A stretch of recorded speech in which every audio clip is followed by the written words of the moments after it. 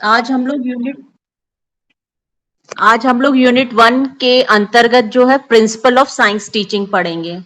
ठीक है, विज्ञान शिक्षण के सिद्धांत।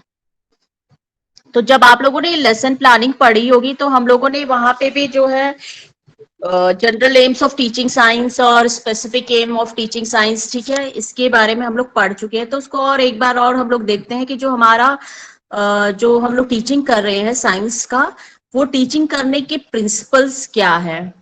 तो उसमें जो है हम लोग जैसे कि जानते हैं कि जो टीचिंग लर्निंग प्रोसेस जो है उसमें जो है टीचर का बहुत ही इम्पोर्टेंट रोल रहता है। इसलिए जितने भी टीचर्स हैं वो अपने टीचिंग में हमेशा ऐसी क्रियाएं मतलब ऐसी एक्टिविटीज करते हैं जिससे कि जो टीचिंग है वो बहुत ही इंटरेस्टिंग हो, इफेक्टिव हो, और जो छात्र कक्षा में बैठा है वो सक्रिय रह के नॉलेज गेन कर सके।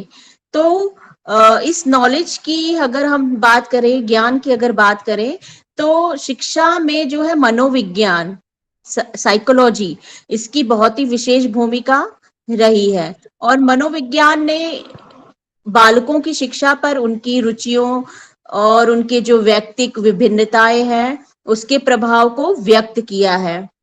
ठीक है, और उसी के आधार पर हम लोग टीचिंग लर्निंग प्रोसेस को और भी इफेक्टिव और प्रभावशाली और उसको इंटरेस्टिंग बना सकते हैं। इसी के लिए जो है शिक्षण के कुछ सिद्धांत इसमें दिए गए हैं, जिन सिद्धांतों को अगर हम लोग उसका अनुसरण करें तो हम लोग अपने साइंस टीचिंग को बहुत ही इफेक्टिव और इंटरेस्टिंग बना सकते हैं। तो उनमें से कुछ प्रिंसिपल्स हैं जिसको कि हम लोग एक एक करके डिस्कस करेंगे।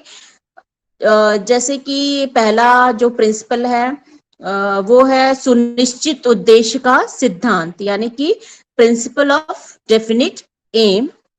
दूसरा जो प्रिंसिपल है वो है प्रिंसिपल ऑफ प्लानिंग यानी नियोजन का सिद्धांत। तीसरा सिद्धांत है आपका क्रियाशीलता का सिद्धांत यानी प्रिंसिपल ऑफ एक्टिवनेस। फिर प्रिंसिपल ऑफ इंटरेस्ट यानी रुचि का सिद्धांत चौथा हो गया। पांचवा आपका मोटिवेशन, प्रिंसिपल ऑफ मोटिवेशन यानी प्रेरणा का सिद्धांत। छठवां आपका हो गया मौखिक कार्य का सिद्धांत यानी कि प्रिंसिपल ऑफ ओरल वर्क। सातवां व्यक्तिक विभिन्नता का सिद्धांत, प्रिंसिपल ऑफ इंडिविजुअल डिफरेंसेस। आठवां जीवन से संबंधित करने का सिद्धांत यानी कि principle of relating with life. अब पहला सिद्धांत क्या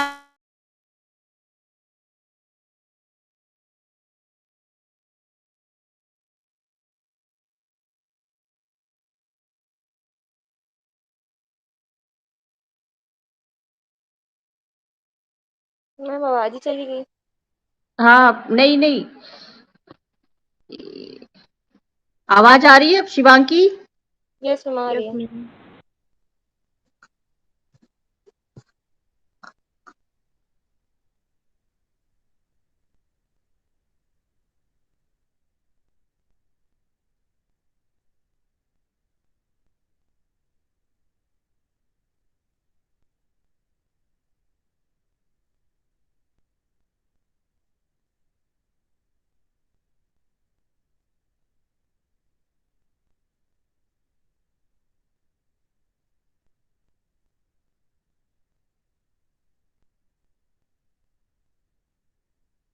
मैम वॉइस नहीं आ रही है।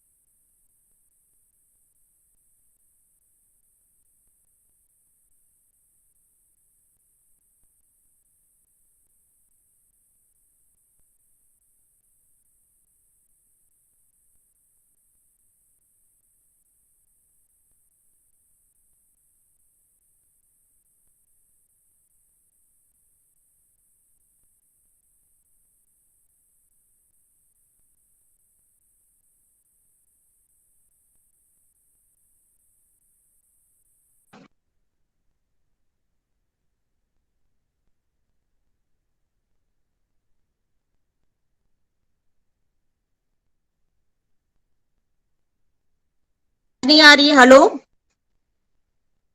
Ma'am hello. अब आई है। मैम अभी अभी आई है, बस पहले नहीं आ रही थी। अच्छा अच्छा, ठीक है, ठीक ठीक ठीक। तो सबसे पहले मैंने क्या बताया? 8 मैंने प्रिंसिपल्स बताए थे। सबसे पहले कौन सा प्रिंसिपल बताया था मैंने? तुम लोग कॉपी किताब में लिखते भी जाओ। पहले वाले में मैम आवाज नहीं थी, दूसरा है ma'am principle of principle of planning. Definite aim. हाँ, प्रिंसिपल ऑफ डेफिनिट एम। तो इसका मतलब क्या होता है? प्रिंसिपल ऑफ डेफिनिट एम क्या है?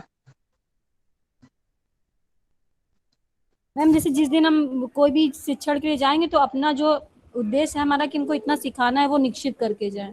बिल्कुल सही। जब भी हम किसी कक्षा में कोई भी अगर हम पाठ पढ़ा रहे हैं, तो वो उस लेसन को पढ़ाने के लिए हमारा एक निश्चित उद्देश्य होता है। ठीक है, जिसको कि हम लोग पहले से ही तय करके जाते हैं कि हमारा जो पूर्व निश्चित उद्देश्य है उसको हमें उस कक्षा में 35 या 40 मिनट की जो क्लास है उसको हमें पूरा करना है। तो जिसका अगर हमारे पास उद्देश्य है तो हम लोग जो अपना टीचिंग है उसको हम लोग बहुत ही रोचक और प्रभावपूर्ण बनाने में उद्देश्य का बहुत इंपॉर्टेंट रोल है। और हर पाठ में शिक्षण उद्देश्य होते हैं और शिक्षण के लक्ष्य भी होते हैं, जिसको जानना वो शिक्षक के लिए बहुत ही जरूरी है। शिक्षक के साथ साथ छात्रों को भी शिक्षण लक्ष्य को जानना जरूरी है, क्योंकि शिक्षक को जो पढ़ाना है वो उस उद्देश्य के बारे में तय करता है, और छात्रों को जो पढ़ना है या सीखना है उद्देश्य जो है उसकी ओर संकेत करता है। तो हम लोग ये कह सकते हैं कि जो लक्ष्य हम लोग बनाकर चल रहे हैं, उद्देश्य जो बनाकर चल रहे हैं, वो हमारा एक तरह से मार्गदर्शन करता है।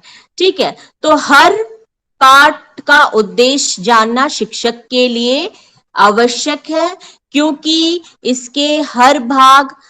इसके हर वस्तु जिसे हम और छात्र करते रहते हैं वो इन्हीं उद्देश्यों पर आधारित होते हैं। ठीक है, जैसे हम लोगों ने टीचिंग की थी स्कूल में, तो हम लोग जो लेसन प्लान बना रहे थे तो उस लेसन प्लान में हम लोग सामान्य उद्देश्य भी लिख रहे थे और विशिष्ट उद्देश्य भी लिख रहे थे। यानी कि वो जो टॉपिक आप पढ़ा रहे हैं उसके कुछ सामान्य उद्देश्य है और टॉपिक पढ़ाने के ही कुछ स्पेसिफिक एम है, जिसको हम लोग ध्यान में रखते हुए टॉपिक को क्लास में पढ़ाते हैं। और अंत में हमने अपने उद्देश्यों को पूरी तरह से उसमें सफलता पाई है कि नहीं पाई है, वो हम लोग उसका आकलन करते हैं। तो उसका आकलन कैसा होता है? छात्रों में जो व्यवहारिक परिवर्तन होता है, क्योंकि छात्रों का जो पाठ पढ़ाते वक्त का जो आपका एंटरिंग बिहेवियर है, वो पाठ समाप्ति के बाद का जो छात्रों का टर्मिनल बिहेवियर है उसमें आपको अंतर देखने को मिल जाता है।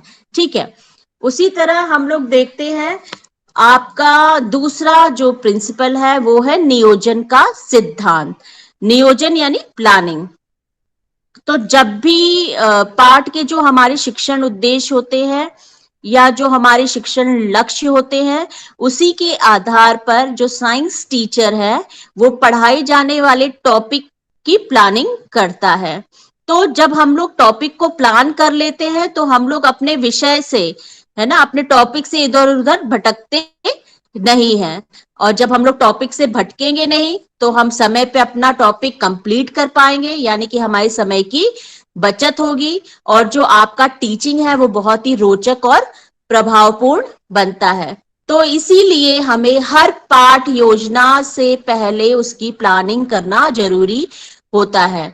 तो पाठ योजना जब भी हम लोग बनाते हैं तो प्लानिंग करते वक्त हमें 3 बातों का ध्यान रखना पड़ता है। पहला है चयन यानी कि सिलेक्शन, दूसरा आपका विभाजन यानी डिवीजन, तीसरा आपका रिवीजन यानी कि अभ्यास। तो सबसे पहले योजना बनाते वक्त हमें चयन यानी सिलेक्शन का ध्यान रखना पड़ता है, क्योंकि हम लोग जान रहे हैं कि जो साइंस है विषय, जो सिलेबस है साइंस का, वो अपने आप में बहुत ही विस्तृत है, बहुत बड़ा है। तो चयन करते वक्त हमें विषय वस्तु का बिल्कुल ध्यान रखना चाहिए। इसलिए छात्रों का, क्योंकि हम लोग कक्षा में देखते हैं कि एक कक्षा में छात्रों के स्तर भी अलग अलग होते हैं, ठीक है, क्योंकि इसमें व्यक्तिगत विभिन्नताएं होती है और एक विशेष स्तर पर एक साथ संपूर्ण ज्ञान देना भी संभव नहीं होता है और उपयोगी भी नहीं होता है। इसलिए जब भी आप टॉपिक का सिलेक्ट करें तो आपको सभी साइंस के पक्षों पर ध्यान देना चाहिए। ऐसा ना हो कि टॉपिक पढ़ाते वक्त कोई टॉपिक छूट जाए, चैप्टर पढ़ा रहे तो कोई चैप्टर या कोई भी पक्ष जो है उपेक्षित रह जाए। ठीक है, तो यानी कि जितने भी आपका टॉपिक पढ़ाने के लिए जितने भी पक्ष को आप लोग लेके चले हैं वो उसको पूरा आपको करना होगा। फिर दूसरा जो है प्लानिंग में आता है आपका डिवीजन यानी कि विभाजन। विभाजन से क्या आपका अभिप्राय है कि जो पाठ है उसको अलग अलग स्टेप्स में आप लोग उसको डिवाइड करिए और विषय वस्तु के चयन के उपरांत शिक्षण की सुविधा की दृष्टि से उसको समुचित सोपानों में आप लोग विभक्त कर सकते हैं। इससे क्या होगा कि जो आपकी टीचिंग प्रोसेस है उसकी जितनी भी कठिनाइयां हैं वो दूर हो जाएगी, है ना। आप देख रहे हैं कि जब एक लेसन आप पढ़ाते हैं तो एक लेसन से ही आपके 5-6 टॉपिक्स निकल आते हैं, अलग अलग आप उसकी पाठ योजना बनाते हैं। तो ये क्या कर रहे हैं आप लोग, एक लेसन का अलग अलग टॉपिक में विभाजन कर रहे हैं ना, उसका डिवीजन कर रहे हैं। तो जो भी डिवीजन किया जाए वो बहुत ही स्वाभाविक ढंग से किया जाना चाहिए ताकि एक सोपान दूसरे सोपान को अति व्याप्त ना कर सके और उसके बाद जितने भी एक एक सोपान है उसको बिल्कुल सीक्वेंस में प्रस्तुत करना चाहिए। तो जिससे क्या होता है कि जो भी छात्र है उसको टॉपिक आसानी से समझ में आ जाता है। इसके बाद प्लानिंग के अंतर्गत तीसरी बात जिस पे आपको ध्यान देना है वो है रिवीजन यानी कि अभ्यास। अभ्यास यानी कि क्या, जब हम लोग विज्ञान पढ़ाते हैं तो विज्ञान जो है लर्निंग बाय डूइंग इस पद्धति पे आधारित होता है, यानी कि आप करके सीखते हैं। तो इसमें अभ्यास के द्वारा ही हम लोग विज्ञान सीख सकते हैं। तो छात्रों को विज्ञान की विषय वस्तु का समुचित ज्ञान कराने के लिए सतत अभ्यास बहुत ही जरूरी है, क्योंकि अभ्यास के बिना छात्र जो है अपने विषय में कुशल नहीं बन सकता है। तो अभ्यास के लिए आप लोगों ने देखा होगा कि चैप्टर्स के अंत में जो है कुछ रिटन वर्क होता है। अभ्यास लिखित और मौखिक दोनों प्रकार का हो सकता है। फिर अभ्यास में आप लोग प्रैक्टिकल भी हो सकता है। ठीक है, लास्ट में एक्सरसाइज आपको दी जाती है कि आप अंत में उस पर रिवाइज करिए उस चैप्टर का। ठीक है, फिर तीसरा हम लोग सिद्धांत देखते हैं, वो है क्रियाशीलता का सिद्धांत यानी कि प्रिंसिपल ऑफ एक्टिवनेस। तो विज्ञान शिक्षण में क्रियाशीलता का सिद्धांत बहुत ही उपयोगी है, क्योंकि हम लोग जानते हैं कि बालक जो होता है वो स्वभाव से ही क्रियाशील होता है, क्योंकि उसके अंदर कुछ ना कुछ आंतरिक शक्तियां होती है जो कि उसे काम करने के लिए प्रेरित करती रहती है। इसलिए हमें चाहिए कि जो भी छात्र कक्षा में है उसको काम करने के हम अलग अलग अधिक से अधिक अवसर उसको प्रदान करें ताकि वो कक्षा में एक्टिव रह सके। अगर छात्र कक्षा में एक्टिव होगा और एक्टिविटी बेस्ड अगर हम लोग लर्निंग उसको कराएंगे तो उसका जो ज्ञान होगा वो बहुत ही स्थायी होगा, परमानेंट होगा, प्रभावपूर्ण यानी इफेक्टिव होगा। इसके अलावा अगर हम छात्रों को एक्टिविटी बेस्ड लर्निंग करवा रहे हैं तो उसको जो कक्ष की जो नीरसता है उसका अगर मन नहीं लग रहा है, अगर उसको कोई एक्टिविटी दे दी जाए तो उसमें उसकी नीरसता भी समाप्त हो जाती है। फिर एक्टिविटी करने में उसको खुशी महसूस होती है, उसको थकान नहीं होता है। तो इसलिए विज्ञान शिक्षण में इस सिद्धांत का अनुसरण करते हुए छात्रों को हम लोग सक्रिय रहने का अवसर प्रदान कर सकते हैं। तो इसलिए चाहिए कि जो विज्ञान शिक्षण के अंतर्गत आप जो है पाठ्य सहगामी क्रियाओं का अधिक से अधिक उपयोग कर सके और छात्रों को उसमें पार्टिसिपेट करने के अवसर आपको प्रदान करने चाहिए। ठीक है, इसके बाद नेक्स्ट जो सिद्धांत है वो है रुचि का सिद्धांत यानी कि प्रिंसिपल ऑफ इंटरेस्ट। अब इसमें क्या है कि जैसे हम लोग अगर आधुनिक शिक्षा की बात करें तो उसमें हम लोग इंटरेस्ट को बहुत ही इम्पोर्टेंस देते हैं, क्योंकि हम लोग जानते हैं कि बच्चे उन्हीं कार्यों को करना पसंद करते हैं जिनसे उनकी दिलचस्पी होती है ना, इंटरेस्ट होती है। तो विज्ञान शिक्षण में भी रुचि के सिद्धांत पर विशेष ध्यान देना चाहिए, क्योंकि कई लोगों को लगता है कि विज्ञान जो है बहुत ही नीरस विषय है, और अगर विज्ञान शिक्षण रोचक नहीं होगा तो छात्र जो है पढ़ने में कम रुचि लेंगे। तो इसीलिए इसको रोचक बनाने के लिए विज्ञान शिक्षक को विशेष रुचि लेनी चाहिए। इसके लिए विज्ञान शिक्षक क्या कर सकता है कि कक्षा में ऑडियो विजुअल एड्स, ठीक है, उसका यूज कर सकता है, ताकि टीचिंग बहुत ही प्रभावशाली हो सके, रोचक हो सके और रुचि वाली हो सके। ठीक है, फिर नेक्स्ट हम लोग देखते हैं कि प्रेरणा का सिद्धांत, यानी कि प्रिंसिपल ऑफ मोटिवेशन। तो शिक्षण में प्रेरणा एक प्रभावशाली तत्व है जो छात्रों में रुचि एवं क्रियाशीलता उत्पन्न करता है। प्रेरित किए जाने पर जो छात्र होता है वो खुद अपना काम करना शुरू कर देता है। तो छात्रों में विज्ञान की इम्पोर्टेंस या विज्ञान की यूटिलिटी का अगर हम लोग ज्ञान कराएं तो छात्रों के अंदर हम लोग मोटिवेशन को जागृत कर सकते हैं। अगर छात्र जो है विज्ञान पढ़ने के लिए मोटिवेट होगा तो वो विज्ञान से संबंधित जितने भी टॉपिक है, विषय वस्तु है, वो उसको आसानी से समझ लेता है। ठीक है, इसीलिए जो है शिक्षक का ये कर्तव्य हो जाता है कि छात्रों को सीखने के लिए वो समय समय पे मोटिवेट करते रहे, उनको प्रेरित करते रहे। ठीक, इसके बाद नेक्स्ट सिद्धांत आता है मौखिक कार्य का सिद्धांत, यानी कि प्रिंसिपल ऑफ ओरल वर्क। तो विज्ञान शिक्षण के प्रारंभ में मौखिक कार्य अधिक कराना चाहिए, जिससे कि जो छात्र है विज्ञान के जितने भी फैक्ट्स है, प्रिंसिपल्स है, उसको आसानी से मौखिक रूप से उसको अभिव्यक्त कर सके, ठीक है, उसको समझ सके, और उसके बाद ही फिर उन लोगों से लिखित कार्य करवाना चाहिए। तो इससे क्या होता है कि जो छात्र होता है वो आसानी से विज्ञान की समुचित ज्ञान वो पाल सकता है। ठीक है, इसके बाद हम लोग देखते हैं व्यक्तिगत विभिन्नता का सिद्धांत, यानी कि प्रिंसिपल ऑफ इंडिविजुअल डिफरेंसेस। अब इसमें क्या होता है कि जो विज्ञान शिक्षण है वो व्यक्तिगत विभिन्नता के सिद्धांत का इसमें बहुत ही ध्यान रखना चाहिए, क्योंकि हम लोग जानते हैं कि कोई भी दो बालक जो है एक जैसा नहीं होता है, उसमें कुछ ना कुछ व्यक्तिगत विभिन्नताएं होती ही हैं, पाई जाती हैं। तो विज्ञान की विषय वस्तु को हम लोग देखते हैं कि कुछ बच्चे जो है व्यक्तिगत विभिन्नता के कारण जल्दी सीख जाते हैं, और कुछ बच्चे उसी विषय वस्तु को बहुत ही देरी से वो समझते हैं। तो ऐसी स्थिति में टीचर को क्या चाहिए कि जो मंद गति से सीख रहा है बच्चा, ठीक है, उसके प्रति उसको सहानुभूति पूर्वक उस पर व्यवहार करना चाहिए, उसको प्रोत्साहित करना चाहिए, और जो योग्य छात्र हैं उनका समुचित मार्गदर्शन करना चाहिए। तो इस प्रकार जो व्यक्तिगत विभिन्नताओं को ध्यान में रखते हुए हम लोग टीचिंग अगर करेंगे तो इससे सभी स्टूडेंट्स को लाभ मिलेगा। इसके बाद हम लोग देखते हैं principle of relating with life, यानी कि जीवन से संबंधित करने का सिद्धांत। जैसा कि हम लोग जानते हैं वो जो एजुकेशन हम लोग ले रहे हैं, एजुकेशन जो है एक पर्पसिव प्रोसेस है ना, एजुकेशन का कुछ ना कुछ उद्देश्य होता है।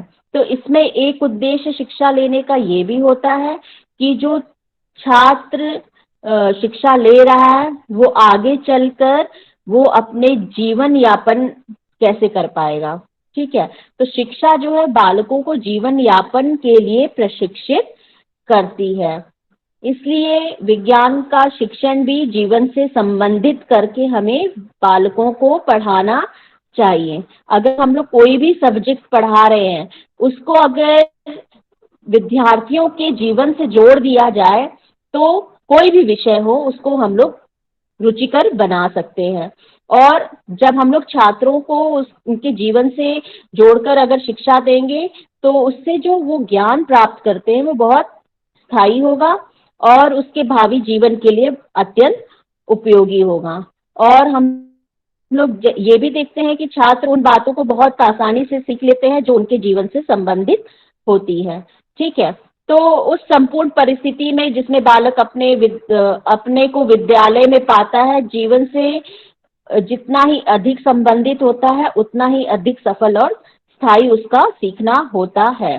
ठीक है, तो इस प्रकार से हम लोग ये कह सकते हैं कि ये ऊपर के जितने भी सिद्धांत हैं, अगर उन पर आधारित अगर हम लोग विज्ञान को पढ़ाएं, यानी कि आपका principle of definitive, principal of planning, principle of activeness, principle of interest, principle of motivation, principle of oral work, principle of individual differences, principle of relating with life.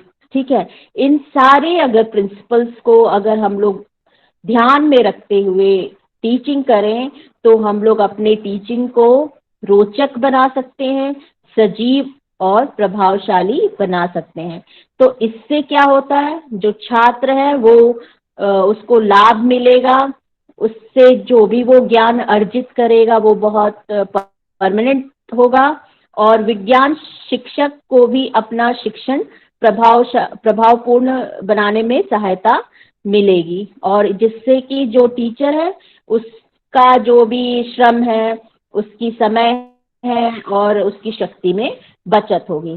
तो अंत में ये कह सकते हैं कि जो भी टीचिंग करिए उसको पहले से ही आप प्लान करके बिल्कुल सुनियोजित ढंग से अगर आप पढ़ाएंगे तो शिक्षक को भी आनंद की अनुभूति होगी और बालक भी जल्दी सीखेगा। ठीक है, तो ये कह सकते हैं कि ये सारा कुछ जो है आपका प्रिंसिपल ऑफ टीचिंग साइंस के अंतर्गत आ गया है। किसी समझ में आया principles of teaching science? Yes ma'am. हाँ, तो इसमें ज्यादा से ज्यादा जो है 4 मार्क्स के लिए क्वेश्चंस पूछ सकते हैं कि जो है what are the main general principle of teaching in physical science, ये 4 नंबर के पूछ सकते हैं ना। तो उसमें प्रिंसिपल्स जितने हैं वो थोड़ा थोड़ा करके आप लोग लिख लीजिएगा। तो ये बहुत इम्पोर्टेंट है और इसको इम्पोर्टेंट मार्क कर लीजिए और इसके नोट्स तैयार कर लीजिए। किसी को कुछ पूछना है?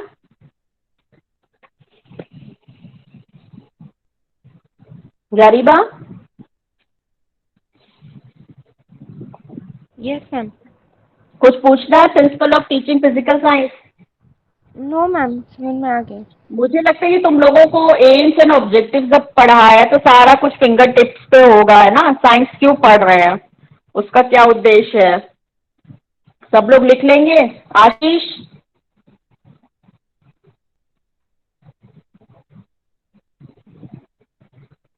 Deepa? Ashish? Deepika? Yes Yes. Ma'am. ठीक है, चलो कुछ पूछना है तो पूछो, फिर नहीं तो क्लास ओवर करें। कोई डाउट हो, कुछ क्वेरी हो?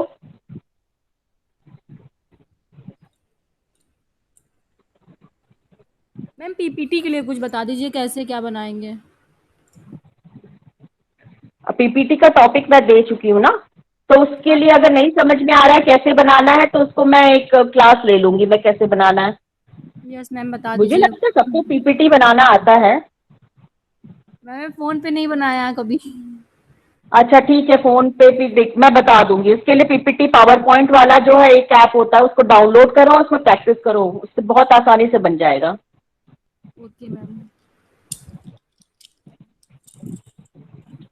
ठीक है, ये क्लास हो जाए, ये खत्म करते हैं, उसके बाद जो है नेक्स्ट अगर पीपीटी वाला है तो एक क्लास ले लेंगे कि कैसे बनाया जाता है, उसको अलग से देख लेंगे।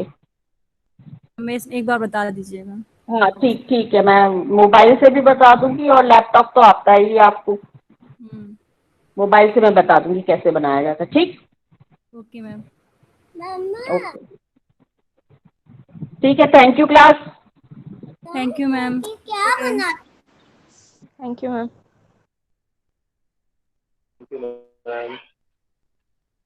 Thank you ma'am.